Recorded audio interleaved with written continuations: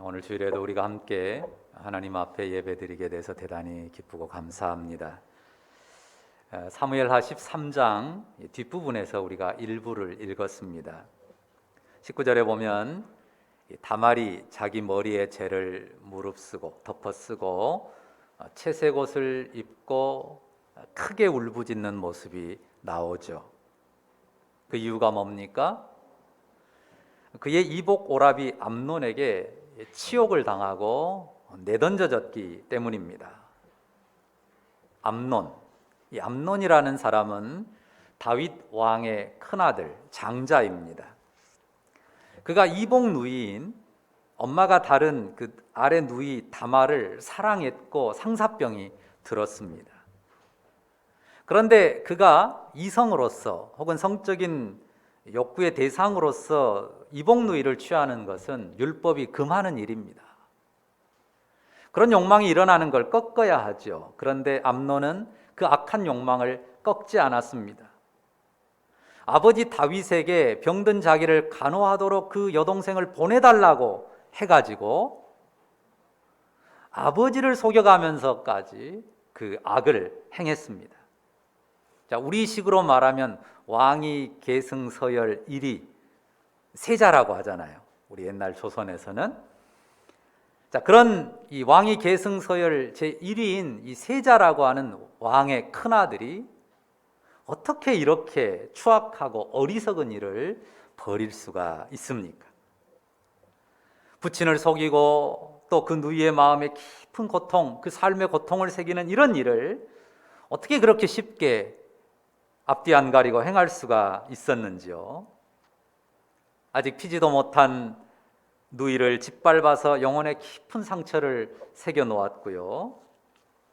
그리고도 사죄하기는커녕 무자비하게 그 여동생을 쫓아내 버렸거든요. 정말 씁쓸하게도요. 이런 암논이, 이런 사람이 다윗 왕의 큰아들 장자였습니다. 자, 본문에 다윗 왕의 또 한 아들이 나오죠. 누굽니까? 그렇죠. 압살롬입니다. 이 압살롬은 다윗의 셋째 아들이에요.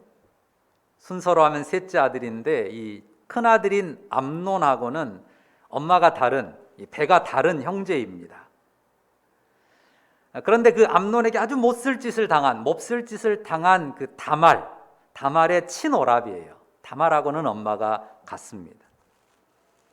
압살롬은 그 다말을 자기 집에 데리고 있었습니다. 그 몹쓸 일을 겪고 황폐해가는 그 다말을 안타깝게 지켜보는 그 친오라비의 심정, 매우 힘겨웠을 것입니다. 다윗의 아들들이 여럿 있어요. 앞에 이제 나중에 솔로몬 빼고 6인데 그 중에서도 가장 뛰어난 아들이 이 압살롬이에요. 가장 영리하고 똑똑하고 스마트한 그런 아들이 압살롬입니다. 그가 어떤 일을 꾸미는지 보십시오. 어떤 일을 꾸밉니까? 자기 친누이 다말을 모욕한 이복형 암논을 살해할 계획을 세웁니다. 아주 치밀하게 복수를 준비합니다. 만 2년 동안은요 전혀 감정을 드러내지 않습니다. 그 마음에 암논에 대한 미움이 있지만 혹이라도 그가 암논을 죽이려고 한다는 계획이 드러나지 않도록 자기의 감정을 철저하게 속입니다. 그리고 2년이 지나서 자기 소유의 양떼들의 털을 깎는 때가 왔어요. 그 목축업을 하는 사람들에게 있어서는 양털 깎는 일이 우리가 그 농사 짓는 사람들 추수하는 것과 같거든요. 그러니까 잔치의 때죠. 수확의 때니까요. 그래서 잔치를 벌이면서 아버지 다윗 왕을 초대합니다. 그러니까 다윗 왕이 어떻게 하죠? 내가 가서 누를 끼칠 게 뭐냐, 안 가겠다 거절하니까요. 그러면 아버지를 대신해서 장형 암논이라도 보내주십시오라고, 형이 오면 아버지가 오는 것처럼 그렇게 여기겠습니다라고 청했습니다. 압살롬이 간청하니까요, 다윗 왕이 암논뿐만 아니라 다른 왕자들도 모두 가서 축하해줘라, 그 잔치에 함께하라 했습니다. 그래서 그 자리에 왔는데 압살롬은 이미 그가 계획하고 준비한 대로 암논을 칼로 찔러 쳐 죽여버리고 말죠. 자, 이렇게 생각해 보세요. 압살롬이 암논을 죽이는 데만 초점이 있었다면요, 그 2년 되기 전에 뭐 자객을 보낸다든지 해서 얼마든지 암살도 할 수 있잖아요. 그런데 꼬박 2년을 기다렸다가 아버지의 명으로 보내진 암논을 그 잔치에서 살해한단 말이죠. 일부러 그렇게 한 거예요. 어떤 방식과 똑같아요? 암논이 다말을 유린한 방식하고 똑같아요. 암논이 아버지 다말을 보내주세요 해가지고 내가 아프니까 다말이 와서 음식을 좀 해주게 하면 제가 나을 것 같아요 해가지고 보내온 다말에게 그렇게 치욕적인 일을 행했단 말이에요. 이 압살롬이 치밀하고 대단한 사람이라는 게요, 그 똑같은 방식으로 복수를 하는 거예요. 그러니까 암논에게만 복수를 하는 게 아니고 그 일에 대해서 아버지에게도 뭔가 찌르는 창을 든 것과도 같습니다. 정말 대단한 사람이죠. 순간의 감정에 휘둘리지 않고 너무나도 주도 면밀하게 복수를 시행합니다. 자기 친누이를 참담하게 유린한 암논에 대한 이 압살롬의 분노, 그 복수심 충분히 이해할 수 있습니다. 우리가 쳐 죽이고 싶은 그 증오의 감정 이해 못하는 건 아닙니다. 하지만 압살롬이 자신의 손으로 형 암논을 처단하여 죽인 행위가 과연 의롭습니까? 똑똑하고 영리하고 혀를 내두를 정도로 아주 치밀한 사람이지만 그 가슴에 가득한 증오심을 가지고 형을 살해한 그의 행위는 결코 정당하지 못합니다. 오늘 설교 제목 뭐라고 붙였습니까? 다윗의 아들들이라고 붙였습니다. 자, 장남인 암논 그리고 아들 중에서 가장 뛰어나고 똑똑한 압살롬을 봤는데요, 어떻습니까? 야, 역시 다윗의 아들들답구나.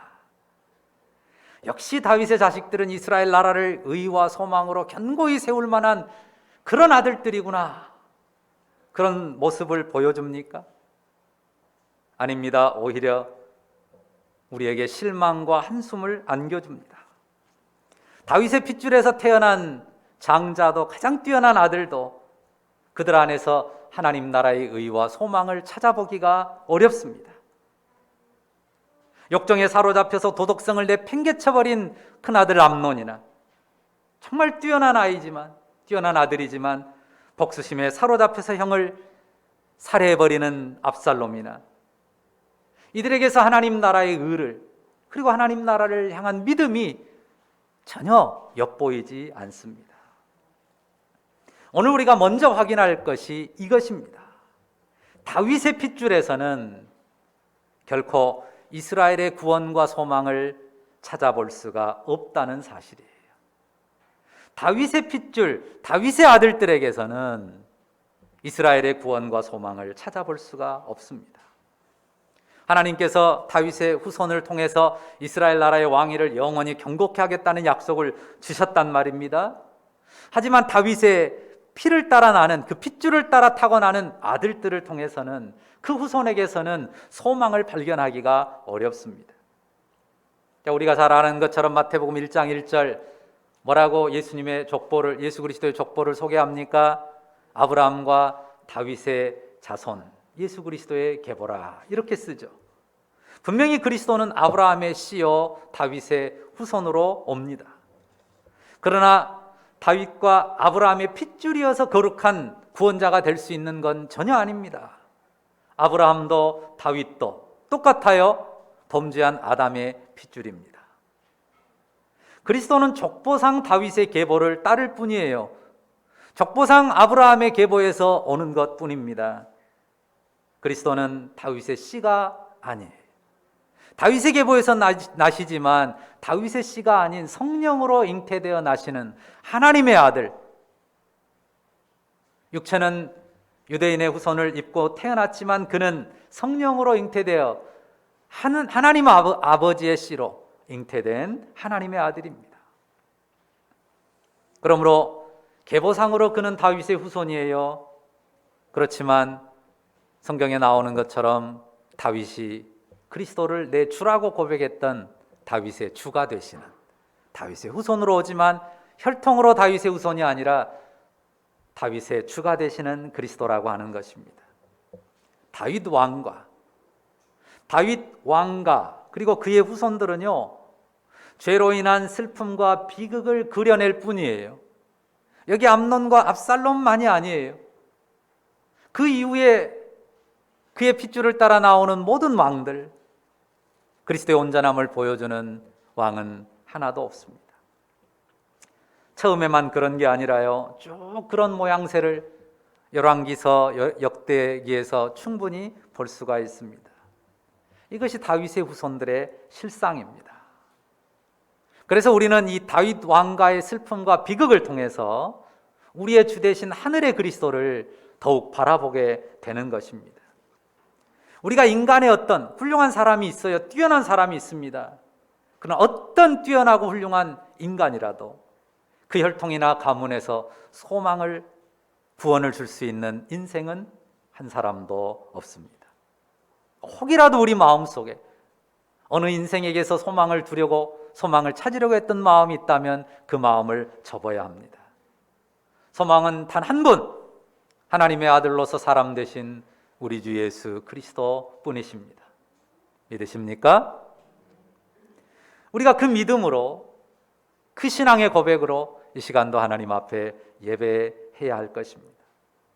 사람에게는, 사람의 핏줄에는, 사람의 후손에는 소망이 없다. 그런데 조심할 게 있습니다. 자, 인생에게 소망을 둘 수 없는 것은 정말 분명한 사실이고 거듭 강조해도 부족하다 할 것인데요, 우리가 한 가지 조심할 것은 이런 인생에 대한 절망이 허무주의의 좌절로 이어져서는 안 된다는 거예요. 인생에 대해서 철저히 절망해야 돼요. 인생에게는 소망이 없다, 어느 누구에게도. 하지만 이것이 허무주의, 인생에 대한 허무주의와 좌절 속에 묻히는 대로 나아가서는 안 된다고 하는 거예요. 어떻습니까? 여전히 죄와 허물이 가득한 세상이지 않습니까? 세상의 아픔과 고통들 보세요. 오늘 암논의 욕정에 사로잡힌 그 인생들이 만들어내는 그 치정극, 그것이 이 세상에 가득합니다. 그치지 않는 현실이죠. 압살롬과 같은 증오와 복수심으로 서로 해하고 죽이고 폭력과 살이가 분출되는 세상이란 말이에요. 여전히 그런 세상입니다. 그 죄가 적나라한 현실 속에서 세상은 의지할 거 없다, 소망이 없다, 분명히 맞는 말인데 거기에서 우리가 허무주의와 좌절, 절망의 나락으로 떨어져서는 안 된다는 거죠.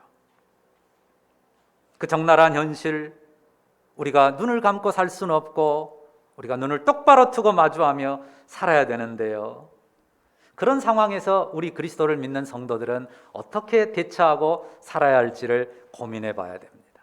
그런 점에서 오늘 다윗이 우리에게 많은 교훈을 줘요. 다윗이 어떻게 했습니까? 이 상황에 대해서 본문을 한번 보세요. 다윗이 어떻게 대처했다고 나옵니까? 어떤 기록이 있습니까? 21절을 보세요. 다윗의 반응 한 가지 나온 것 있어요. 분명하게 뭐라고 나오죠? 듣고 심히 노했습니다. 다윗이 대노했습니다. 다말을 생각하면 얼마나 슬프겠어요. 그 어여쁜 딸을, 그 어리석은 큰아들이 그렇게 망가뜨릴 수 있었을까? 그것도 자기를 속여서 보내달라 해놓고 너무도 괴롭고 슬펐습니다. 그 못된 일을 벌인 암논에 대해서 크게 노했습니다. 그런데요, 아무런 행동도 하지 않았습니다. 아무것도 안 했어요. 다윗 왕은 암논의 악행을 듣고 분을 냈을 뿐이에요. 그리고 어떤 행동도 하지 않았습니다. 자, 이럴 때 가장 먼저 해야 할 일이 있습니다. 이런 상황이라면 가장 먼저 해야 될 일이 있어요. 한번 생각해 보십시오. 이런 상황에서 가장 먼저 해야 되고 그리고 반드시 해야 되는 일이 있습니다. 그게 뭘까요? 여러분 같으면 이런 상황에서 반드시 해야 되고 가장 먼저 해야 될 일이 뭐다라고 생각합니까? 그것은 다말을 위로하는 일이에요.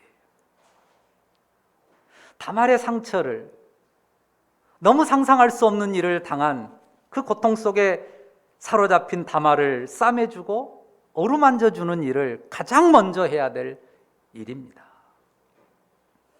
깊이 파인 상처를 치유하기 위한 노력, 이것이 가장 선행될 일이에요. 우리가 알죠? 사람의 내면에 한 번 깊이 파인 상처가 쉽게 치유되지 않는다는 것. 치유가 쉽게 되는 일은 아닙니다. 다윗이 다말을 찾아갔어야 해요. 조용히 찾아가야 돼요.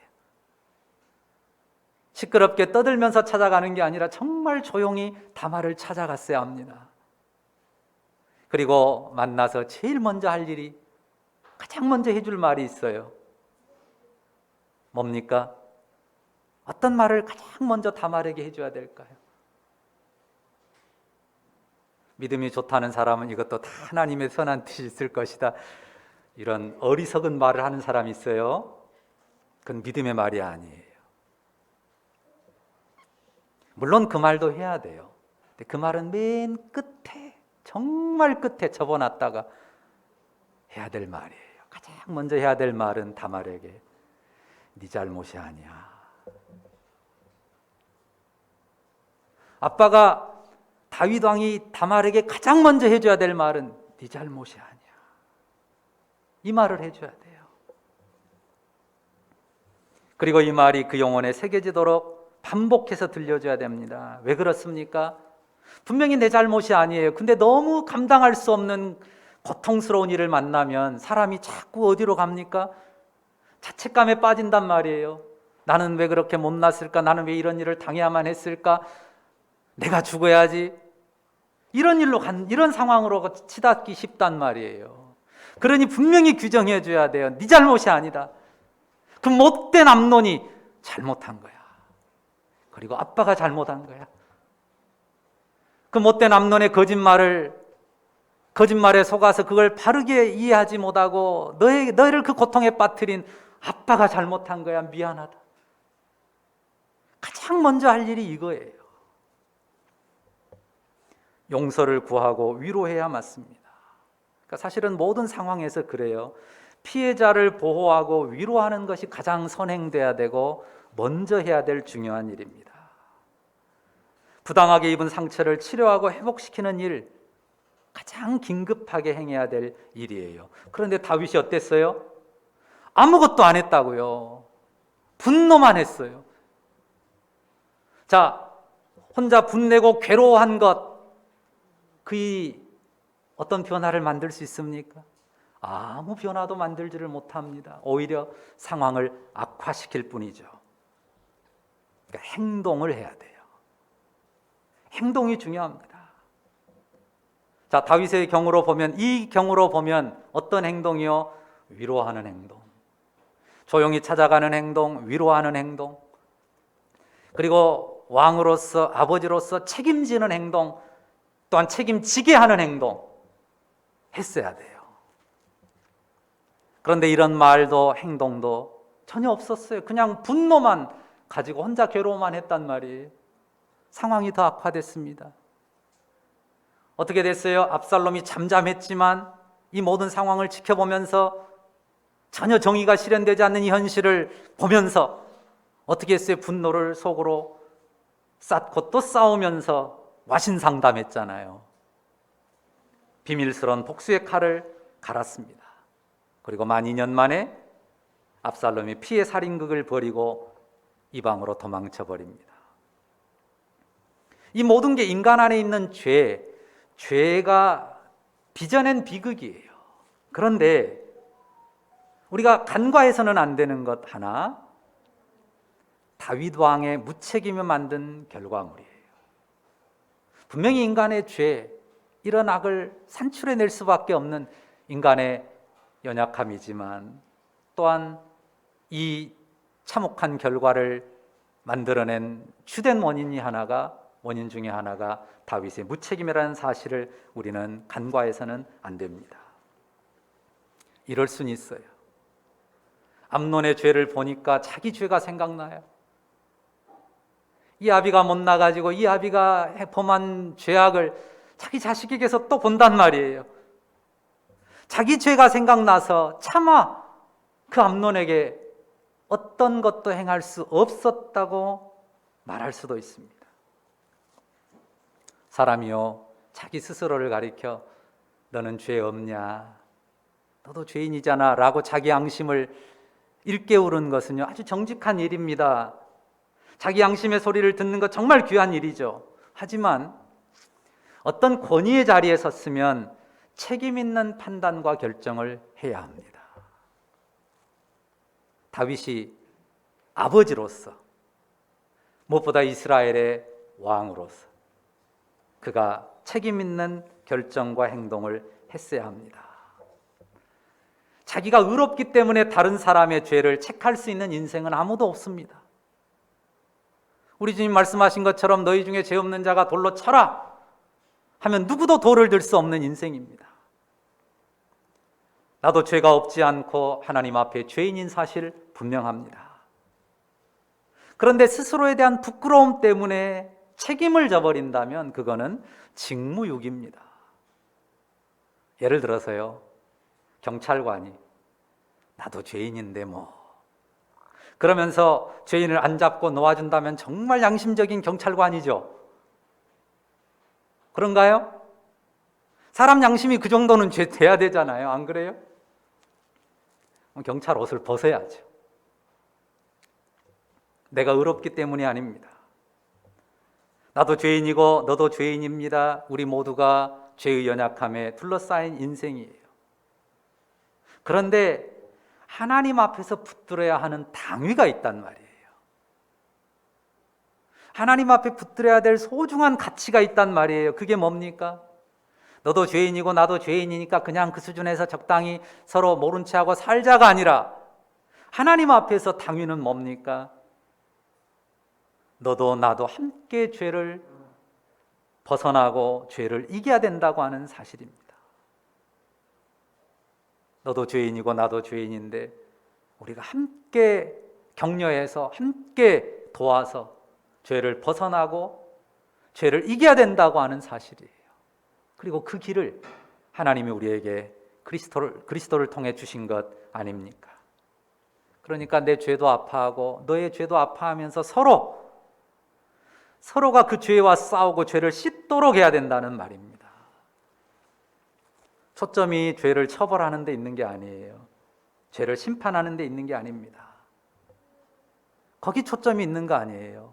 먼저는 죄에 대한 분명한 판단과 규정이 선행돼야 돼요. 용서도 반드시 필요합니다. 하지만 선행돼야 되는 것은 죄에 대한 분명한 판단과 규정, 그리고 잘못을 인정하는 것입니다. 죄를 뉘우치고 돌이키는 과정이 필요하죠. 다윗이 암논을 불렀어야 돼요. 다말은 조용히 찾아갔어야 되고요. 암논은 공개적으로 불렀어야 돼요. 그리고 공개적으로 책망하고 죄를 물어야 합니다.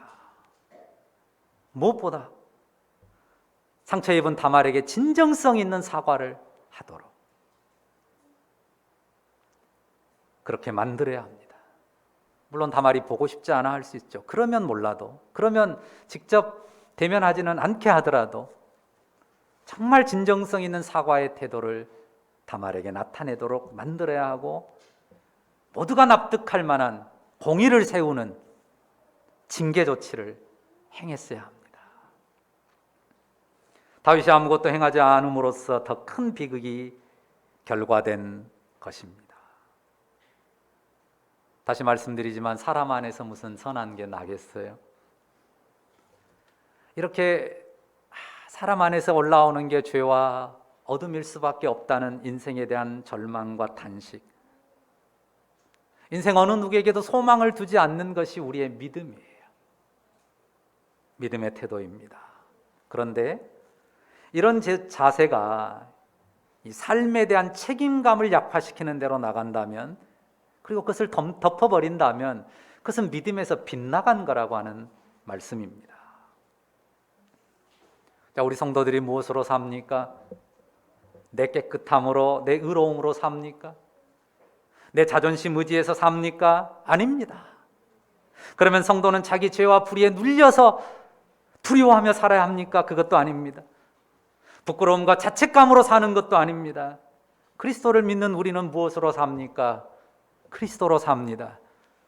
예수 그리스도와 함께 내가 죽었습니다. 예수 그리스도와 함께 내가 살았습니다. 그리스도를 믿는 믿음으로 그와 함께 사는 것 아닙니까? 인생에게는 소망이 없지만 우리와 함께 죽고 우리와 함께 사신 우리 주 예수 그리스도, 그분이 우리에게 생명이 되십니다. 그가 당신의 말씀과 성령으로, 그가 당신의 말씀과 성령으로 우리를 의의 길로 이끄시고 빛으로 이끄십니다. 그리스도인의 겸손, 그리고 그리스도인의 용기, 다 거기에 있습니다. 결코 교만할 수 없습니다. 그러나 결코 절망 속에 주저앉지도 않습니다. 정말 겸손하게 자신도 인생도 신뢰하지 않아요. 하지만 담대하게 용기 있게 불의를 맞서 싸웁니다. 말씀을 맺습니다. 다윗의 아들들, 그리고 다윗 그 자신까지도 그들을 대해서는 우리가 실망할 수밖에 없어요. 소망을 찾을 수가 없습니다. 혈육을 따라 난 인생에게서는 그 어느 누구에게라도 우리가 소망을 찾아볼 수 없습니다. 오직 우리의 소망 되신 우리 주 예수 그리스도, 그분만을 바라볼 뿐입니다. 그 주님 안에서 정말 겸손하면서도 책임과 용기가 가득한 그 삶을 꾸려가는, 주님과 함께하는 에람의 지체들 다 되시기를 주의 이름으로 축원합니다. 기도하십시다. 거룩하신 주님, 그렇습니다. 다윗에게도, 다윗의 아들들에게도 그 자체로는 소망을, 구원을 찾아볼 수가 없는 것을 깨닫습니다. 맞습니다. 인생 그 어느 누구에게도 우리는 희망을 발견하기가 어렵습니다. 오직 우리 주 예수 그리스도, 하나님의 아들로서 육체를 입으시고 우리를 위하여 죽고 부활하신 우리 주님 밖에는 우리가 의지할 대상이 없는 것을 다시 한번 믿고 고백합니다. 하오나 하나님, 우리가 그 믿음이 자칫 빗나가서 삶의 무책임과 어리석음을 조장하지 않기를 원합니다. 아버지 하나님, 정말 겸손하면서도 인생에 소망을 두지 않는 겸손함, 나 자신에게도 소망을 두지 않는 겸손함이 있으면서도 하나님 나라의 의와 생명을 향해서 담대하게 일어서고 책임 있게 행하고 바르게 행할 줄 아는 하나님 나라의 의의 사람들 되게 하여 주옵소서. 아버지, 우리의 아들들이, 우리의 딸들이 욕정과 분노와 상처와 자책감으로 삶을 망치지 않기를 원합니다. 그것 때문에 어둠 속에 갇히는 일이 없기를 원합니다. 아버지, 우리 아들, 딸들이, 우리 모두가 그리스도의 생명과 빛으로 가득한 삶을 살게 하여 주시옵소서. 우리의 자녀들을 그렇게 이끄는 진실하고 책임감 넘치는 부모들이 되게 하여 주시고, 이 사회의 모든 자리에서, 가정뿐만 아니라 이 사회의 모든 자리에서 우리 지체들이 그렇게 책임 있는 하나님 나라의 의의 사람들로 빛되게 살아가도록 은혜 베풀어 주시옵소서. 감사를 드립니다. 주 예수님의 이름으로 기도합니다. 아멘.